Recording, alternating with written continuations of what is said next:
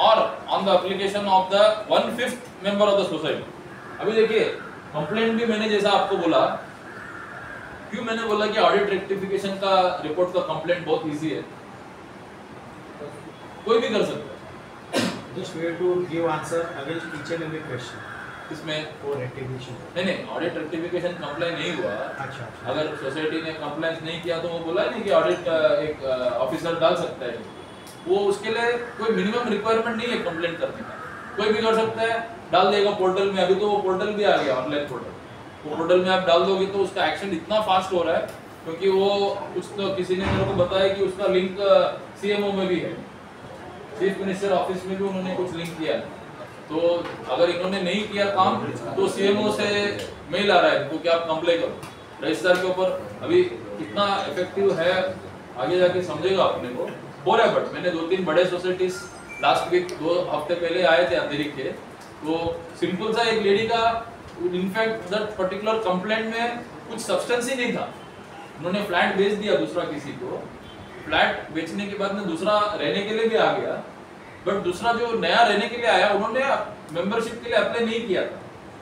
इसके लिए सोसाइटी पुराने वाले के नाम से बिल बना रही थी, तो उसने कंप्लेंट कर दिया. तो मैंने तो फ्लैट बेच दिया, मेरे नाम से क्यों आ रहा है बिल, नहीं आना चाहिए. सोसाइटी ने बोला हमको नहीं मालूम आपने फ्लैट किसको बेचा है, हमको आपने इंटीमेट किया क्या बेचने से पहले, नहीं किया, क्योंकि एनओसी नहीं चाहिए सोसाइटी का, आपने बेच दिया, दूसरा नया आ गया, but we don't know who has come, you have to intimate us, you are not intimated. वो चला गया सीएम तक, वो थोड़ा वो लेडी तो कॉन्टैक्ट था थोड़ा, इसकी वजह से चला गया. एनीवेज, बट पोर्टल के थ्रू ही गया. मेरा बोलने का मतलब है पोर्टल में कंप्लेंट करने की वजह से एक्टिविटी शुरू हो. सो likewise smaller complaints can go directly through the portal और एड्रेस हो जाएगा, एक आदमी भी डाल देगा तो भी हो जाएगा. But bigger complaints like this inquiry, इधर एक आदमी बोल के देखिए, हर समय रजिस्ट्रार भी बहुत स्मार्ट है, जिन लोगों के पास पावर्स जो दिया है उसको कैसा यूज करना उनको एकदम अच्छे से आता है. रिजॉल्व करना नहीं आता, बट कंप्लेंट को कैसा स्टार्ट करना चाहिए वो एकदम अच्छे से आता है. रेजोल्यूशन बाद में आएगा, वो होएगा नहीं होएगा बात की बात. बहुत सारा आपको एडिट करना पड़ेगा ये वीडियो में. तो उसके बाद तो इसमें क्या लिखा है, फर्स्ट लाइन द रजिस्ट्रार में सो मोटो. अभी सो मोटो का मतलब क्या है, उसको खुद के डिसीजन पे सो मोटो ले सकता है. सो मोटो कैसा ले सकता है, नीचे का देखिए, इसमें मजेदार बात देखिए, वी कैन टेक सो मोटो और 1/5 मेंबर हैव टू अप्लाई. मतलब कुछ बनता है क्या इसमें, कुछ मतलब सेंस है इसमें, नहीं सेंस है. क्यों नहीं सेंस है, मैं अकेला इंसान हूँ, 1/5 मेरे साथ नहीं आ रहा है, बट फिर मेरे को फिर भी इंक्वायरी लगाना है. मैं जाके रजिस्ट्रार को कंप्लेंट किया, वो बोलेगा सो मोटो, बराबर है. तो what is the, I don't know what why they have written this. It has to be suo moto or it has to be otherwise. It cannot be both. Either suo moto or application. मतलब क्या होना, तो दो एक ही हुआ ना, हर चीज suo moto ही ले सकता है. तो they take many times they do this. एक आदमी दो आदमी कंप्लेंट करने से भी suo moto एक्शन लिया जाता है. I'm just making you aware of this fact. आप सोचता रहेगा अरे इंक्वायरी में तो 1/5 चाहिए, मेरे सोसाइटी में तो 100 लोग हैं, तो 20-21 लोग गए थे क्या एप्लीकेशन देके, तो अब तो कोई नहीं है, मैं सबको पूछ रहा हूँ, किसी ने अब कंप्लेंट किया ही नहीं, फिर ये इंक्वायरी कैसा लग गया. तो बोलेगा तो सो मोटो एक्शन लिया है, किसने कंप्लेंट किया, हमको मालूम है किसने कंप्लेंट किया, बट सो मोटो एक्शन है, कंप्लेंट है ही नहीं, it is suo motu action. तो how did you come to know, yes we came to know from where did I come to know, website है ना, वेबसाइट पोर्टल है, website है, audit report है, ऑडिट रेक्टिफिकेशन रिपोर्ट है, आपका बाकी सब चीजें हैं, तो वहां से मेरे को पता पड़ा ना, तो मुझे लगा शायद कुछ गड़बड़ है, इसके लिए सो मोटो एक्शन लिया मैंने. तो ये हो सकता है, सो मोटो हो सकता है. और 1/5 of the members on the basis of special report under the third proviso to subsection, ठीक है, himself or by a person duly authorized by him in writing in the behalf shall hold an inquiry into the constitution, working and financial conditions of the society. What is meant by constitution?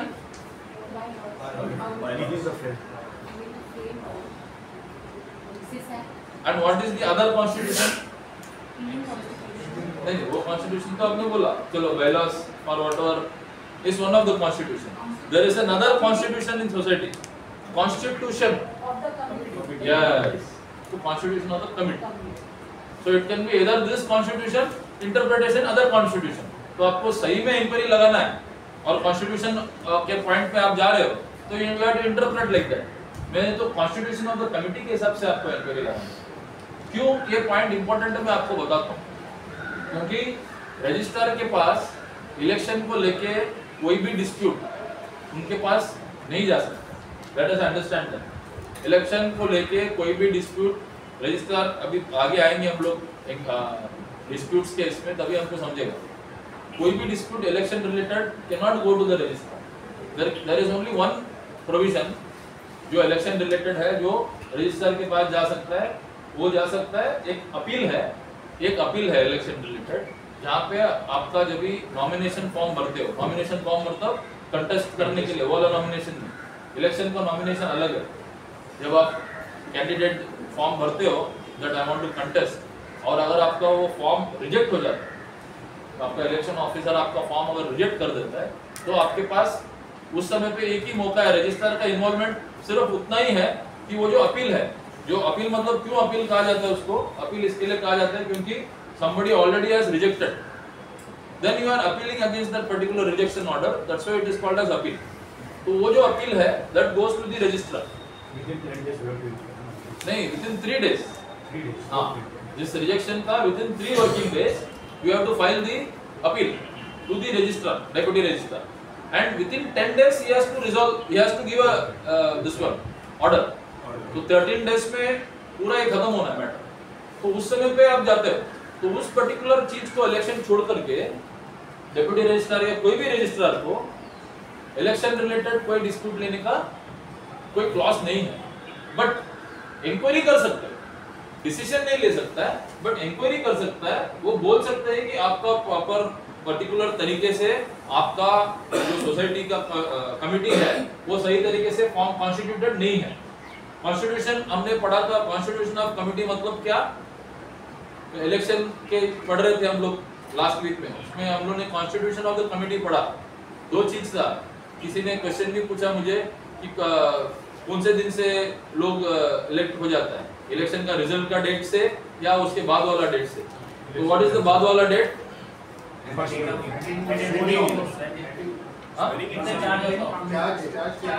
get the return selection from the First meeting of the First meeting of the managing committee when the office bearers are selected rather. Yeah. That is the day. So whether constitution of the committee is out of the 8 or 9 members, you have these 3 people, chairman, secretary, registrar, and the other committee members. When they are defined, जो meeting में these people are, this particular resolution is passed. That is the time when the committee is constituted. तो constitution बराबर से आपका हुआ या नहीं हुआ, उस समय पे बैर मिनिमम लोग थे या नहीं थे। ऐसा हो सकता है ना कि 8 में से खाली 3 ही लोग आए थे वो मीटिंग में, और आपस में उन तीनों को इस चेयरमैन सेक्रेटरी ट्रेजरर बना लिया। That can go as an inquiry, but action can not be taken by the registrar. He can only give an inquiry report against this particular default. Action has to go to, आगे पढ़ेंगे 91 में आएगा, ठीक है। तो इधर constitution और working मतलब डे टू डे फंक्शनिंग, जो भी आपका एडमिनिस्ट्रेटिव काम काज है, जैसा मेंबरशिप का काम है नहीं किया, जैसा आपको रिपेयर करना था, मेंटेनेंस वर्किंग आपने नहीं किया, whatever may be that. So all those things default as far as the working of the society is concerned. That is the second. And financial condition. Financial condition लिखा है, but financial condition मतलब all things related to finance.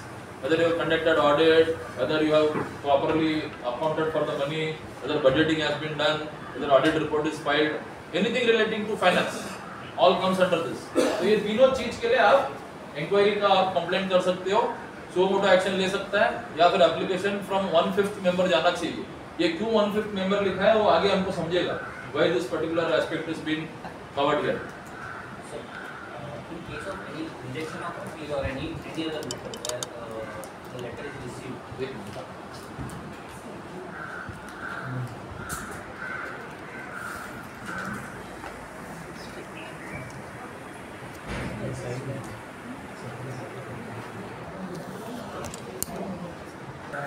अक्टूबर को नहीं, rejection वाला letter तो तुरंत सामने सामने देगा ना। अच्छा देखिए स्क्रूटनी होता है, स्क्रूटनी जब भी होता है you have to be present, whoever has applied और नॉमिनेशन फॉर्म जनरल इलेक्शन में भी ऐसे ही है, स्क्रूटनी होता है। आप नॉमिनेशन भरते हो एमएलए का, उस दिन में अब उसके बाद एक स्क्रूटनी का टाइम दिया जाता है, इधर you are your representative has to be there, ताकि आपको मालूम पड़ेगा रिजेक्शन हो रहा तो कौन से ग्राउंड से वो रिजेक्ट करेगा।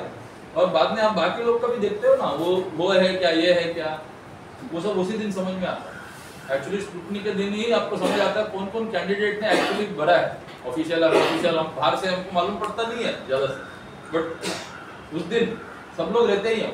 स्क्रूटनी का दिन देखोगे तो every person will be there. Returning officer gives reason also why I reason why you have rejected all those things, वो तो तभी देते सामने हैंड ओवर से, आपका रिजेक्ट हो गया ले लो, ताकि उसके पास ही can not do it after 2 days, because scrutiny का जिस दिन से लेकर 3 दिन है तुम्हारे पास, तो वो नहीं 3 दिन के बाद देगा तो कैसा है, तुरंत देना।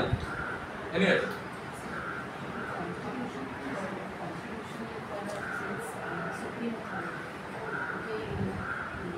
बराबर। नहीं, इसमें आप कॉमा देखो ना, देखिए there is a comma here, you have to read along with the comma. देखिए, shall hold an inquiry into the constitution, comma, working and financial conditions of the society. So of the society is common for all the three. Constitution of the society, working of the society and financial status of the society. So you have to वैसा उसको देखना, comma आ गया मतलब वैसा देखना। Constituted, हाँ, because the committee is constitute मतलब formed. Forming is also called as constitution. तो इसमें आप बोल सकते हो इस पर्टिकुलर इसमें constitution does not mean the constitution, because comma डाल के लास्ट में ऑफ द सोसाइटी लिखा है, तो जितने भी उसके आगे के पॉइंट्स है वो लास्ट पॉइंट के साथ में जोड़ना है अलग अलग। आप कोमा उसके लिए दिया जाता है, कोमा क्यों दिया जाता है, it is a divider, but ultimately last word से it is you have to correlate it with the last word, last sentence, तो you relate it with the society, constitution of the society, इसके लिए ये वाला constitution, ठीक है। Before holding an inquiry or an application on an application, before holding an inquiry on an application, देखिए अभी suo motu में ये clause valid जरूरी नहीं है, खाली application में ये clause valid है। The registrar may, regard to the nature of the allegation, require the applicant to deposit with him such sum of money as he may determine towards the cost of the inquiry. मजेदार चीज अभी देखिए, registrar खुद करेगा तो free में करेगा, registrar अगर खुद करेगा इंक्वायरी सुओ मोटो तो फ्री में हो सकता है, बट अगर लोग कंप्लेंट करता है तो पैसा देना पड़ेगा, वो डिसाइड करेगा पैसा कितना देना है। ये क्यों रखा है, कुछ तो वजह है ना इसका, कुछ तो there may be some reason why this point is put here, इसके लिए डाला ये पॉइंट, सो दैट क्या है ऐसी जानबूझ के कोई नहीं जाए कंप्लेंट करने के लिए, People will not flood unnecessary complaints. Society वाला फ्री में सब कुछ करने के लिए तैयार है। आप उसको बोलेगा 100 रुपया दे दो कंप्लेंट फाइल करना है, तो बोलेगा मैं कल देता हूँ, घर में पूछना है। So that genuine, so only genuine complaints को, क्योंकि वो कभी कभी डिपेंडिंग अपॉन, देखिए उसको ये भी पावर दिया है on an may having regard to the nature of allegation, nature of allegation मतलब वो डिसाइड करेगा कि ये एलिगेशन छोटा है या बड़ा है। Nature of allegation has to be decided by the registrar and the fees also is to be decided by the registrar, तो he can decide, they know sometimes कि यार ये फेक है, जेन्युइन है, नहीं है, जानबूझ के किया है, या कुछ पर्सनल ग्रज है, या फिर ऑलरेडी इसके सिलसिले में मेरे पास बहुत सारा कंप्लेंट्स आ चुका है, या फोन आया था, या आया था, वो आया था, कुछ भी है, तो he will understand that and depending on that he will impose that cost. वो बोलेगा ठीक है ये इंक्वायरी का 20,000 है, अभी 5 लोग जाएंगे और बोलेगा 20,000 दे दो, 4-4,000, वो बोलेगा मैं सोसाइटी के लिए मैं क्यों अपने जेब से डालूं, तो नहीं जाएगा इंक्वायरी डालने के लिए, वो अपना हटा लेगा, दे नो व्हाट इज, इसके लिए this cost has been imposed that. If the allegations made in the application, इसके बाद देखिए, if the allegations made in the application are substantially proved at the inquiry, the deposit shall be refunded, otherwise the deposit will not be refunded। अगर genuine है, मालूम हुआ, substantially हुआ prove, तो the money will be refunded to this 5 people, otherwise नहीं है। तो ये रिस्क है उनको इंक्वायरी डालने से पहले, तो that's why it is given here कि आप सोच समझ के एप्लीकेशन डालो। The deposit shall be refunded and the register में अंडर सेक्शन 85, सेक्शन 85 क्या है वो अभी हम लोग पढ़ेंगे क्योंकि अभी सेक्शन 85 पीछे आएगा। तो सेक्शन 85 क्या बोलता है, cost of the inquiry and inspection. Cost जो है ना, कितना कॉस्ट है जो इन्होंने अप्लाई किया है वो 85 के अंदर ही अप्लाई करता है कॉस्ट। वो कॉस्ट अगर इंक्वायरी सही रहा तो रिफंड करने का भी 85 है। देखिए कभी भी लॉ कैसा है ना, दोनों डायरेक्शन में काम करता है। अगर आपको किधर भी अगर ऐसा बोला रहेगा ना कि इस पर्टिकुलर चीज के लिए आपको इतना पैसा लगेगा, तो हमको ऐसा ही उसको रीड करना है कि अगर वो पर्टिकुलर चीज नहीं हुआ तो देने के लिए जो कार्यक्रम है वो similar equal and opposite reaction लेने के लिए भी। तो अब 85 आप बोलोगे ये तो कॉस्ट ऑफ इंक्वायरी है, तो फिर रिफंड क्यों उसमें डाला? तो पढ़ने का टाइम ऐसे ही हमको पढ़ना है हर समय। एवरी कोई भी आप लॉ का कोई कभी भी कुछ आर्टिकल या कुछ भी पढ़ते हो तो उसमें दोनों साइड का नहीं दिया है, एक साइड का दिया है। तो एग्जांपल मैं देता हूँ आपको, सुप्रीम कोर्ट ने एक बहुत अच्छा ऑर्डर दिया था 1-1.5 साल पहले, मुझे अभी एग्जैक्टली उसका ये नहीं आता है, नाम नहीं आता है। उसने क्लियरली बोला कि अगर कोई होम बायर को कोई फ्लैट बुक करने का अधिकार है तो इक्वल एंड ऑपोजिट अधिकार उसके पास है फ्लैट कैंसिल करने का। तो हम लोग लिखेंगे नहीं वो उसमें एग्रीमेंट फॉर सेल में अगर आप बोलोगे इसको खाली बुक करने का अधिकार था, कैंसिल करने का अधिकार मैंने किधर लिखा है? एग्रीमेंट में तो नहीं लिखा है मैंने। नॉर्मली लिखा रहता है कि उसमें कैसा लिखा रहता है एग्रीमेंट फॉर सेल में, अगर इस पर्टिकुलर आदमी को अगर फ्लैट डिले की वजह से इस आदमी को फ्लैट नहीं चाहिए तो I will give you the refund of the money, I will give the refund of the money. But उसमें ये नहीं लिखा है कि अगर पर्टिकुलर टाइम के अंदर फ्लैट मैंने नहीं दिया तो that person can still claim the flat as well as interest for the delay. ऐसा बहुत आपको बहुत कम एग्रीमेंट्स में दिखेगा, बहुत ही कम। अभी रेरा आने के बाद में फॉर्मेट चेंज हो गया, इसके लिए आपको अभी शायद दिख सकता है, बट जनरली आप देखोगे खाली रिफंड का ही बोलता है। He will not talk about giving the flat, because क्या होता है, क्यों ये लिखा जाता है? Can anybody guess why this clause is written of only refund and not otherwise? And generally it increases, cost of that particular property generally increases।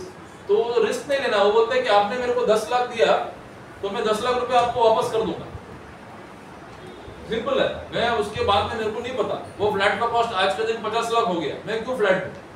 मैं नहीं दूंगा, अप्रिशिएट होने वाला फ्लैट में। इसके लिए वो लोग लिखता है। बट कोर्ट ने क्या बोला कि आपने भले उसमें लिखा हो या नहीं लिखा हो, कैंसिलेशन का भी उसके पास अधिकार है और बाकी कुछ क्लेम करने का भी उसका अधिकार है, क्योंकि उसने ऑलरेडी उसका जो अधिकार उसमें एस्टैब्लिश कर लिया है कॉन्ट्रैक्ट के थ्रू। तो एवरीथिंग ऐसा है equal and opposite application. Under 85, after following the procedure let down, if it is proved that the allegations are false और malicious, the registrar may likewise direct that such cost shall be recovered from the applicant. मतलब पैसा जो है वो उन लोग से recover करेंगे।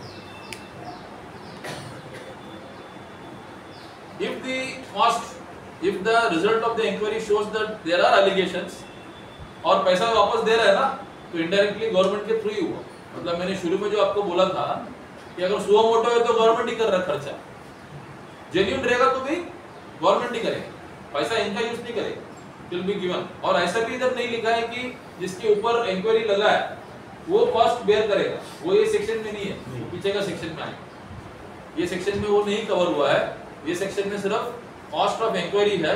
There can be only 2 ways or rather there is only one way according to me. The any inquiry will be conducted by the registrar by making use of the government money only. It will not be made use by any other। वो या तो inquiry होने के बाद अगर गलत साबित हुआ तो पैसा वैसे भी उसका जब्त कर रहे हैं, गवर्नमेंट का कुछ लॉस नहीं है। बट अगर जेन्युइन इंक्वायरी हुआ तो इधर वेज सुओ मोटो हो या कंप्लेंट के ऊपर हो, it is always the government money which will be made use of. चाय का टाइम हुआ क्या?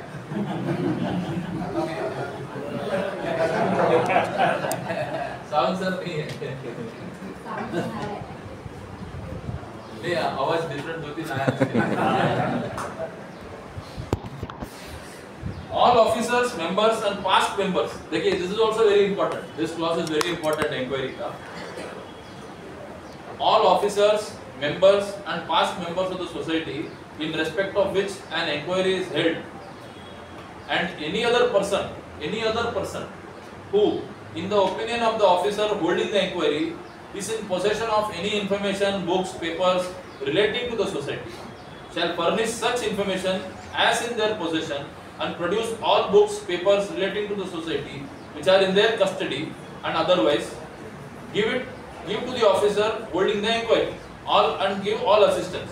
इसका ये इसका मतलब क्या है ये पैराग्राफ का कि ऐसा नहीं है कि कोई कंप्लेंट हुआ सपोज आज के दिन आज कंप्लेंट किया बट मुझे आज समझ में आया कि लास्ट इसके पहले वाले मैनेजिंग कमेटी ने कुछ हेरा फेरी किया आज अभी मेरे पास नया कमेटी आया है books of accounts hand over किया और अकाउंट साल का अकाउंटिंग हुआ अभी ऑडिट कर रहा है अभी ऑडिट करते समय तब मुझे नहीं मालूम मेरा इलेक्शन अप्रैल या मई में हुआ था मैंने जब अप्रैल मई में लिया या जून जुलाई में लिया तब तक पुरानी कमेटी ने उसका ऑडिट कर लिया था लास्ट ईयर मैं अभी जुलाई में लिया अभी नेक्स्ट ऑडिट मेरा मार्च के बाद होगा अप्रैल में अगला साल होगा तभी मुझे मालूम पड़ेगा कि इन्होंने 3 साल पहले या 4 साल पहले कुछ हेरा फेरी किया था नहीं मालूम था उन्होंने कवर करके उन्होंने दे दिया तो इसका मतलब ये नहीं है कि पास्ट कमेटी के ऊपर इंक्वायरी नहीं हो सकती ये बोल रहे हैं कि पास्ट कमेटी के ऊपर भी इंक्वायरी हो सकता है कितना भी पास्ट कमेटी पास्ट मेंबर का मतलब क्या है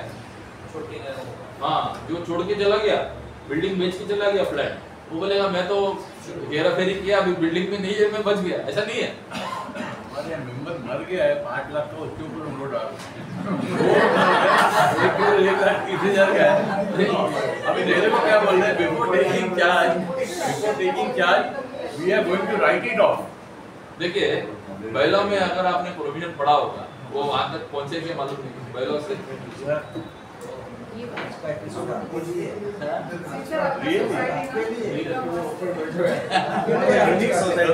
सात लाख रुपए राइट ऑफ कर रहा था बिल्कुल हमारी खिचतून दो नहीं आपको क्या राइट ऑफ करना है या नहीं करना नहीं करना की बात है नहीं ये अभी आपने एजेंडा उठाया तो आप उसका आंसर भी दो 85 वो जो अकाउंटेंट हो गया बोले 85 मेंबर्स के साथ उसका साइन लो हाँ सबका साइन लेके आओ तो हम राइट ऑफ कर देंगे देखिए एक मिनट सुनो करना है कि नहीं वही डिस्कशन है ना नहीं करना के देखिए सुनिए बैलॉ क्या बोल एक्ट में प्रोविजन ऐसा कुछ दिया नहीं है स्पेसिफिक बैलॉ 149 पढ़ो 149 और 150 पहला पढ़े बाद में 149 में जाएंगे ये बोलता 150 बोलता amounts mentioned in the bylaw number 149 shall not be written off unless the meeting of general body of society has given sanction. Meeting of the general body has given sanction. The approval of the financing agency to the writing off of the amount of society indebted to is also obtained. Suppose that writing off is due to some kind of एक कुछ financing बाहर से हुआ है और उसकी वजह से अगर वो पैसा का डेट आज के दिन फॉर्म हुआ है तो उसको राइट ऑफ करना है उसको तो ये सेकंड क्लॉज है third clause the approval of the registering authority is obtained ये तीन चीज क्लॉज दिया है नीचे बढ़ता है provided that if the society is affiliated to district central cooperative bank और any other financing agency but is not indebted to the permission of the bank or the financing agency is not necessary मतलब इसका मतलब क्या है society account loan नहीं लिया society उन लोगों से लोन बैंक से अगर नहीं लिया रहेगा तो बैंक में जाके आपको उसका परमिशन लेने की जरूरत नहीं जो सेकंड क्लॉज जो है वो निकल जाएगा NOC is not required permission is not furthermore provided further the society is classified as A or B at the audit no such permission of the bank or the financing agency or the registering authority is required तो अगर आपका last audit में A या तो B remark आया आपको आपकी society का तो आपको रजिस्ट्रार के पास भी जाने की जरूरत नहीं है, you can directly write off, and write off कैसा करना है, now go to 149. Subject to bylaws 150, the society may write off the society's charges due from the members, the expenses incurred on recovery thereof, and the accumulated losses which are certified as irrecoverable by the statutory auditor appointed under section 81 of the act. कैसा कर सकते हो, क्या करना चाहिए इसके लिए? अगर ए और बी अगर आप रहे हो तो क्या है, आपको क्या करना है? ए और बी कैटेगरी में तो आपको क्या करना है? जनरल बॉडी, खाली फर्स्ट पॉइंट जनरल बॉडी को बुलाना है. जनरल बॉडी में अगर अप्रूवल आ गया आपका राइट ऑफ को, तो राइट ऑफ कर सकते हैं. जनरल बॉडी को मेजॉरिटी बेसिस होगा. मेजॉरिटी कुछ नहीं है ना, सिंपल मेजॉरिटी है ना. अगर 100 लोग का सोसाइटी है और 20 लोग ही आए जनरल बॉडी मीटिंग में, तो 11 लोग को हम बोलना है, वो अलग बात है. बट प्रोविजन क्या है, राइट ऑफ कर सकता है या नहीं कर सकता? राइट ऑफ कर सकता है. अभी आपका पॉइंट में आता हूं, मरा हुआ जो पॉइंट है उसमें भी आता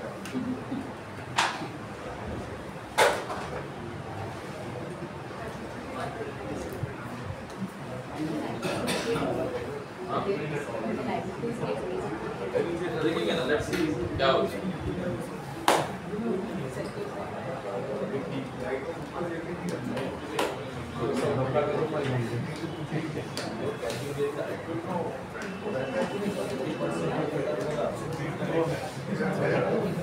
Go to bylaw number 62. Specific उनका जो क्वेरी है उसका 62 page number 37. The liability of the past member of the society for the debts of the society as they stood on the date of cessation of his membership. Sir, what was the date of cessation of his membership? On the day when he died. ठीक है, तब तक वो member था. जितने भी liability उस दिन तक था उसका,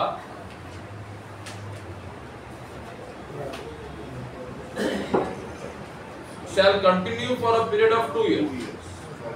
Those debts shall continue for a period of 2 years from the date of his cessation of death, respectively, as per the provision of section 33(1) of the act. अभी हमारे लिए 33 एप्लीकेबल है क्या? देखो 154B में 33 हमारे लिए है, 33 है हमारे लिए. तो 33(1) क्या बोलते हैं देखेंगे. Liability of past member and estate of deceased member.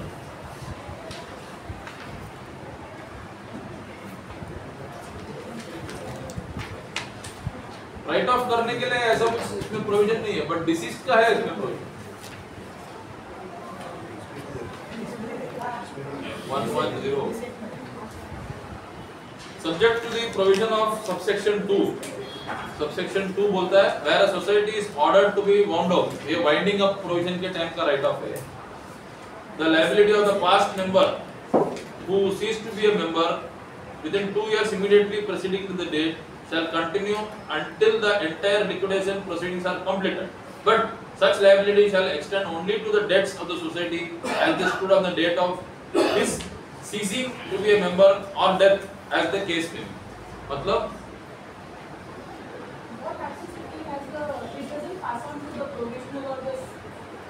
आपके पास 2 इयर्स दिया है, आप प्रोविजनली आप हायर से इससे आप रिकवर करो.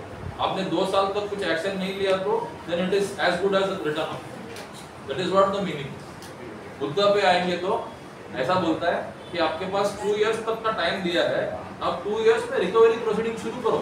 आपने नहीं किया तो limitation, this is as good as limitation. तो there is a 2 year limitation which is given here. तो 2 साल के अंदर आप कर सकते हो अगर आपको रिकवर करना है तो किसी से. अगर 2 साल के ऊपर हो गया तो शायद नहीं कर पाएंगे, तो राइट ऑफ करना. फिर राइट ऑफ करने के लिए आपको फिर वो जो सेक्शन 149 और 150 बोला था उसमें जाना पड़ेगा, जनरल बॉडी का अप्रूवल लेके उसको राइट ऑफ. तो दीस 2 सेक्शंस आर इंटरलिंक्ड और बायलॉ का प्रोविजंस आर इंटरलिंक्ड.